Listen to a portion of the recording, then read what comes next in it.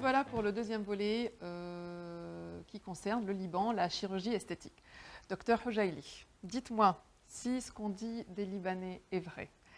Suivant quelques statistiques, informations, le Liban est connu, surtout les Libanaises, qui sont attirées par la chirurgie esthétique. Et ce qu'on dit d'elles, c'est qu'entre la rhinoplastie et les implants mammaires, le Libanais va chez un chirurgien esthétique comme un Français irait chez un dentiste. Est-ce que c'est vrai? Je ne sais pas comment les Français vont. J'adore cette question. Ils vont chez le plasticien, mais il est incontestable qu'au Liban, disons que l'accès à la chirurgie plastique est devenu beaucoup plus facile. Les gens, effectivement, consultent plus. Il y a beaucoup de raisons pour ça. Raisons sociales, j'imagine. Sociales, économiques, globalisation, il y a un tas de choses. Pourquoi il y a, en réalité, la demande en chirurgie plastique a augmenté partout dans le monde, pas seulement au Liban. D'accord. Mais ici, dans les pays arabes, je crois que c'est pareil. On récupère beaucoup aussi, j'imagine, des gens du Golfe qui viennent se faire opérer au Liban. Oui. Actuellement, dans ces 2 années, avec le blocus qu'ils mettent sur le il y en a beaucoup moins. Il y en a beaucoup moins. Beaucoup de plasticiens vont dans le Golfe opérer. J'y ai été durant une période. Vous m'avez dit, pendant une dizaine d'années, vous avez professé. Les chirurgiens libanais vont opérer aux Émirats ou en Arabie Saoudite ou au Koweït. C'est incontestable, il y a de très très très bons médecins au Liban. Je ne veux pas faire la publicité, mais c'est vrai. Bon, question-réponse. On commence? Alors, quelle est la demande la plus récurrente que vous avez en tant que chirurgien esthétique? La demande, à part votre spécialisation, j'imagine. Depuis 30 ans. Aujourd'hui, c'est ce qu'on vous demande le plus. C'est la rhinoplastie et les liposuctions. D'accord, rhinoplastie, le nez, Ensuite, liposuction, on retire le gras. Augmentation mammaire. Et augmentation mammaire. Oui. Donc, grosso modo, 3. Oui, surtout ça. Très bien. Et dites-moi, moi je sais qu'en tant que... Pour les femmes, pour les hommes, c'est... Non, mais il faut nous dire, parce qu'il y a des hommes qui nous regardent. Moi, j'ai beaucoup d'hommes qui sont abonnés à ma chaîne. Dites-nous, pour les hommes. C'est les rhinoplasties ou les blépharoplasties. Blépharoplastie, vous avez expliqué ce que c'est? La blépharo. C'est rajeunir les paupières quand il y a un excès de peau et que la peau des paupières sont tombantes. Et on ressèque une partie de la peau avec parfois un peu de graisse sous-jacente. D'accord, donc le regard est plus... Pour rajeunir un regard. D'accord, donc ça rajeunit de quelques années quand même. Une belle... Oui. Très bien, donc messieurs, si vous avez... Mais il faut qu'il y ait un excès cutané. S'il n'y a pas d'excès cutané, des injections de remplissage comme la graisse ou autres produits va donner un très bon résultat plus rapidement et à moins cher. Voilà, donc messieurs, il y a une autre technique qui est beaucoup plus efficace. Ça, c'est à suivre. Dites-moi, en tant que médecin, est-ce que vous avez jamais, disons, refusé une opération? Ou à une cliente ou une intervention? Sûrement.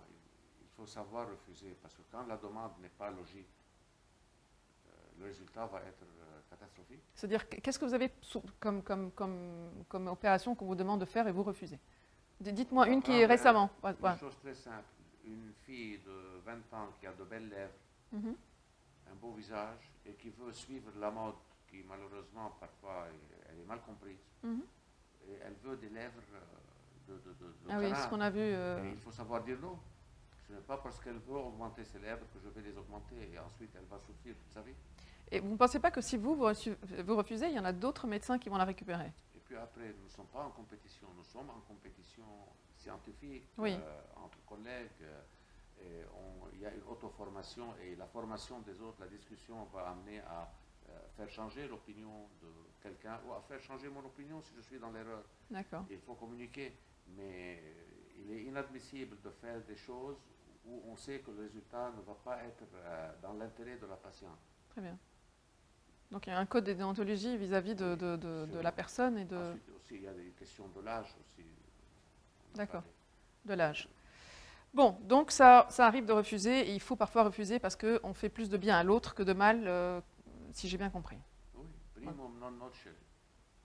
D'accord. Ne sait pas ce qu'il... Non, le sait pas, on parlera... Le résultat. Exactement. On sait où on est, mais on ne sait pas ce qu'on va recevoir par la suite. L'intervention la plus douloureuse, en l'absolu, dans le visage ou dans le corps, quelque chose qui a une longue un long rétablissement. Tant que la chirurgie est au niveau de l'os ou de la peau, il y a très peu de douleur. Parce qu'une plaie qui ne bouge pas ne fait pas mal. D'accord. Au moins très peu mal. Mhm. Si ça fait mal quand vous bougez, ne bougez pas. D'accord. Vous n'avez pas besoin de prendre des analgésiques. Alors, les interventions qui font mal durant un temps, c'est là où un muscle a été déplacé ou suturé ou autre. Comme par exemple une lipectomie abdominale dans laquelle il y avait aussi un diastasis, une hernie. D'accord. Et qu'il a fallu réparer l'hernie. Et chaque fois que la personne se lève, tousse, elle va avoir mal.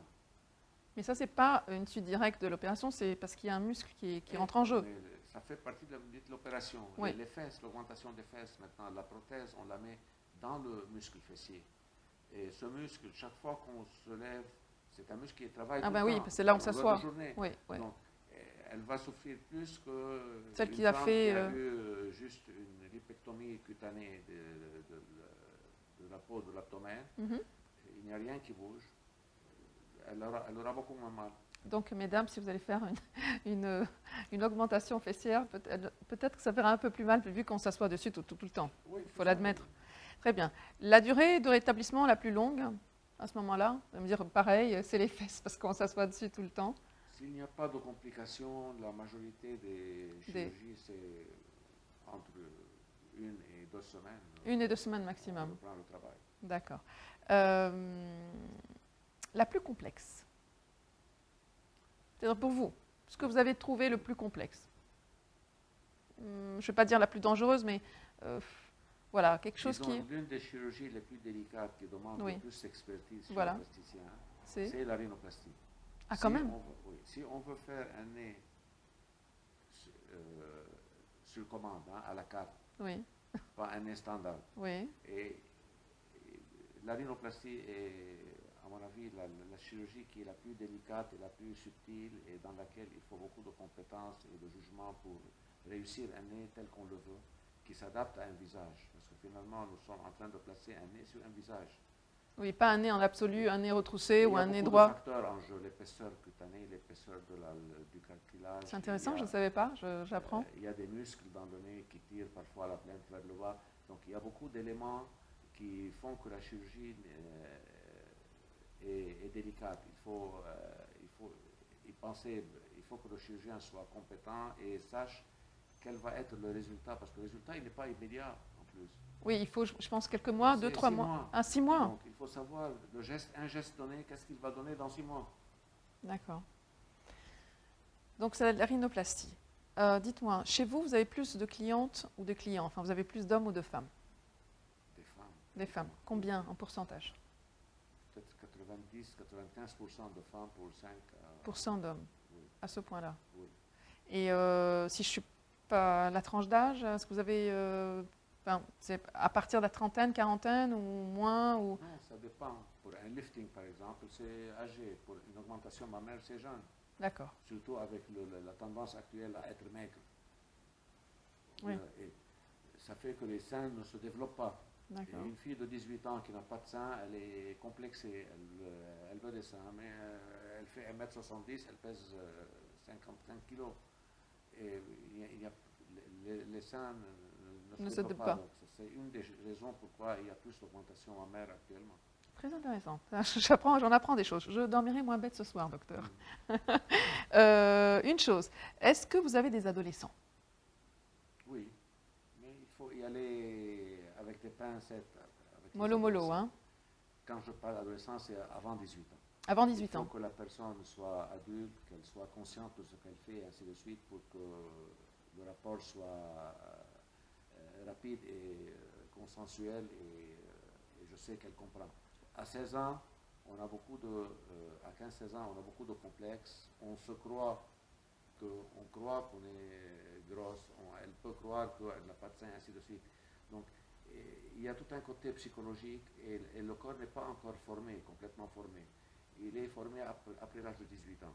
Moi, je pensais surtout à la diminution mammaire et à la rhinoplastie. La diminution mammaire. Oui, parce que j'ai vu des filles qui ont 14-15 ans et qui ont vraiment vraiment de très gros seins, elles sont très complexées. Et je pensais surtout à ça et à la rhinoplastie. Est-ce qu'à cet âge, est-ce qu'on peut intervenir ou pas? L'augmentation mammaire, la réduction mammaire, Oui. oui, si le sein n'a plus augmenté, au moins pour 1 an. D'accord. S'il n'y a plus eu d'augmentation durant 1 an, parce qu'effectivement, finalement, ce que fait la chirurgie esthétique, nous faisons un travail, si je peux dire, surtout chez les jeunes, de psychiatrie. On peut faire guérir quelqu'un d'un complexe qu'il a en 2-3 ans de traitement psychiatrique et psychanalytique et ainsi de suite pour qu'elle réalise que, parce qu'un nez peut ne pas être joli, on peut réussir dans la vie et être belle. Ou bien on peut faire un petit geste chirurgical qui dure 1 heure et qui va régler le problème. D'accord. Donc il y a les gros seins posent, à part le problème physique de poids, de douleur dorsale, cervicale, et il y a le côté social. Oui. C'est là où je parle. Qui implique une attitude pour cacher les seins. Exactement. Elle avance ses épaules et elle veut cacher, elle veut le faire disparaître. Donc ici, le fait de l'opérer, si le sein n'est plus en train de grandir, parce que s'il est en train de grandir encore, il faut qu'elle lui explique qu'elle doit attendre qu'elle ait atteint sa maturité. 18 ans, c'est suffisant? Oui, 18 ans d'habitude ça atteint, mais quand elle vient à 15 ans, 16 ans, c'est pas possible. Il faut la faire attendre un peu. Et l'opération est très satisfaisante, mais elle laisse des cicatrices. Oui. La réduction mammaire laisse des cicatrices. Toute incision laisse une cicatrice. Quand on peut, nous cachons les cicatrices. Mais si une plaie ne cicatrise pas, d'accord. Donc il faut vraiment faire attention. Elle peut rester apparente à vie. D'accord. Bon, on va faire une petite pause.